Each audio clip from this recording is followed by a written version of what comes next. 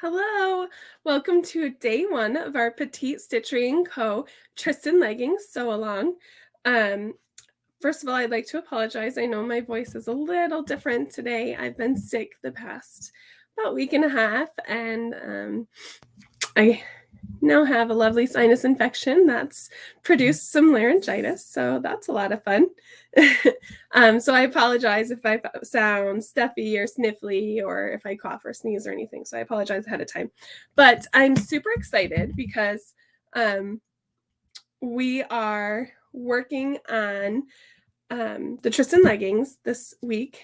I know originally we were going to do the Stitch Upon a Time Ursula leggings, but I switched things up when I saw the Tristyn Leggings because I've never seen a legging pattern like this before. There's no crotch seam, there's no center seam, and there's moto panels, and there's color blocking, and there's just so many different ways that you can do this pattern. And like I said, I've not seen anything like it before, and when I saw it, I was like, we need to sew this now, please. So that's why we've switched things up a bit. In conjunction with the Tristyn sew along, the Tristyn leggings, we're also doing a Petite Stitchery Co Colby legging sew along. So those videos will be in another area here on our YouTube channel. So keep an eye out on for that as well if you want to join us for the Colby sew along. And then the Stitch Upon a Time Ursula leggings, we will actually sew those up when we sew the Stitch Upon a Time Callista. So we'll kind of do something similar with Stitch Upon a Time that we're doing with the Petite Stitchery Co patterns in a few weeks. So in case you're wondering, why are we doing all these leggings and bra patterns and workout stuff? So in my mind, I was like, January, New Year's resolutions, everybody's trying to get in the swing of things again from the holidays and wanting to get fit and work out. So let's do some workout stuff. And then for the bras, I was kind of like, February, spice things up a little bit, add some fun to your drawers. So, but after, we'll start moving into some different things as well. I mean, we threw a code in there and some various other things. So sorry. So here in a few weeks, we'll, actually next week we're going to be doing a dress. So we are mixing it up a little bit, but I just thought it would be kind of fun to do a little bit themey stuff at the beginning of the year here. So today is just a super easy day. We're just printing and prepping our patterns. If you haven't grabbed a copy of your patterns yet, there's links to grab them here in the comments or in the video description. So grab them and then let's get ready to print them out. I'm just gonna share my screen here really quick so that I can just give you a few pointers on printing these patterns out because they're quite great. So the first thing I want to talk about is how Petite Stitchery is really great because they have these amazing, if you just want to do like the simple, they have the pattern, the print. Oh my goodness, words, Melissa. They have the pages that you need to print right there so that you don't have to print out the whole thing if you don't want to. So it's really nice that they kind of break it down for you. So you're not like trying to do it yourself or printing the whole thing when you only need a few pieces. That always drives me nuts when I waste paper. So on page 6 of the instructions, there's a really great page for print, what you need to print out. There's also a really great measurement chart and how to grade. They have really awesome information. I love it. We'll get into the cut stuff tomorrow or in our next video.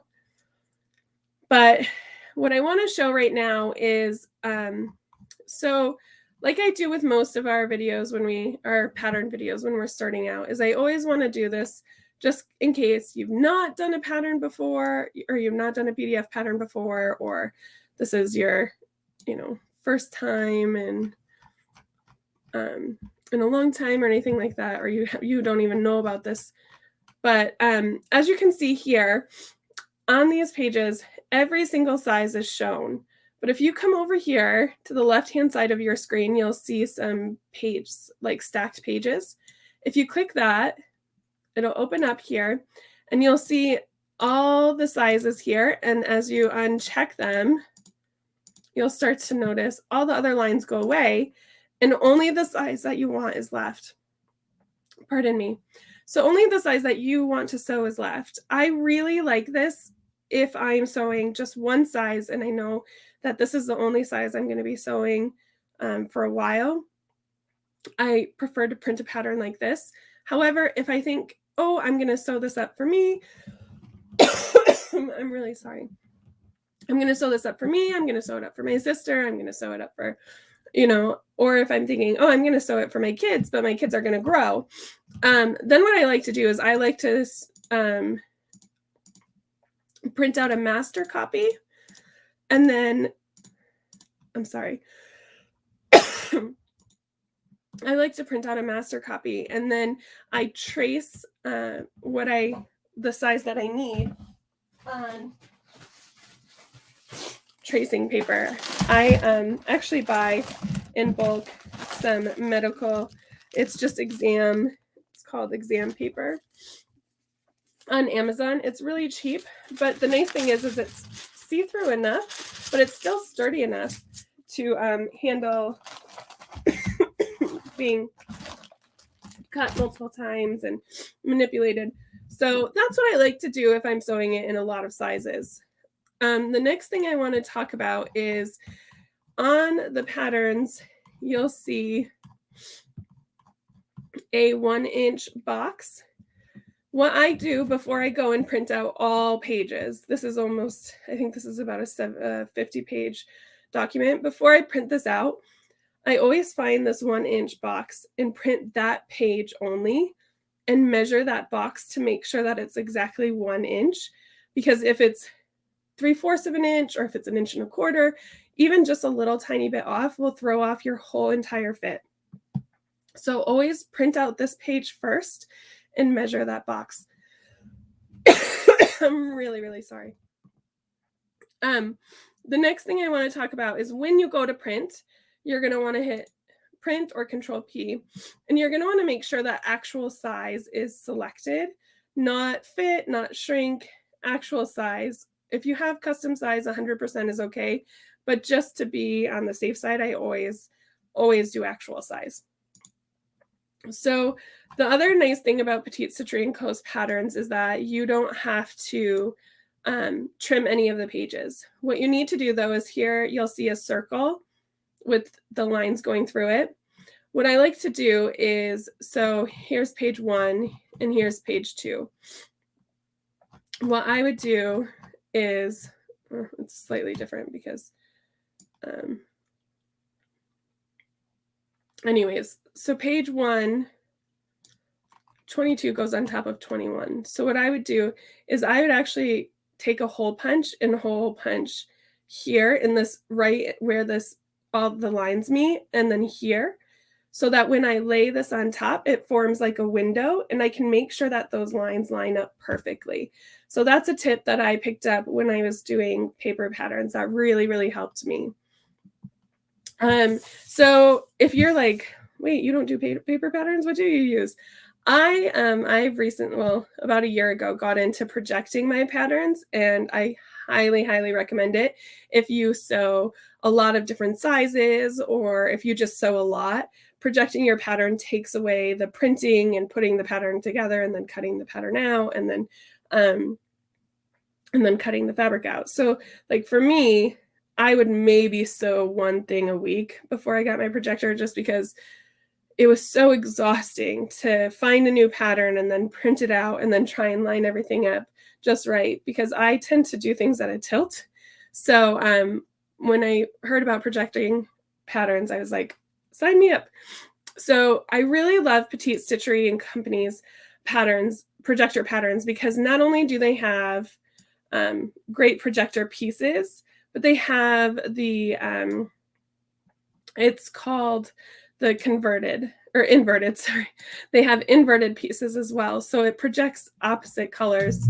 I've messed with my accessibility, so it's kind of hard to see it. But what it'll do is the background of that will be black, And then the rest of it will be a lighter color. So if it's light out and you're projecting, it's easier to see. You don't have to, it doesn't have to be pitch black when you project, which I really love that. And the next thing that I really love about Petite Stitchery Co's projector patterns is that their pieces, if I can find what I'm looking for here. Okay, I don't think it, pardon me. Their pieces are usually unfolded as well. So especially on pants, it doesn't really make that much of a difference. But on like a top, if I'm using a panel, I'm really, really sorry. It's nice to have that piece unfolded so that I can see the whole panel. I'm so sorry, y'all. So the only thing really about projectors is, again, on the left-hand side, you can drop down and change the size that you need. The 1-inch grid, I never keep it on. It drives me nuts, but it's really good for checking to make sure you're projecting your percentages right. And that's the other thing that I really recommend is always check your percentage. I'm so sorry. Even if you think it's correct, always check it. Because just a simple update from your computer, or if Adobe updates, anything like that can change it. And again, just like with paper patterns, if it's even just a tiny bit off, it can throw the whole fit off. So always check that. But so that's today. We're just prepping and printing our patterns and getting it ready to cut our fabric tomorrow. And I'm really, really excited to see how what everybody's making and the fabrics that you're using and the different I'm drawing blanks on words today, the different options and whatnot. And then again, we're doing the Colby sew along in conjunction with this. So if you're also interested in doing that, make sure you check out the Colby videos. But I will see you tomorrow where we cut out our fabric. Bye.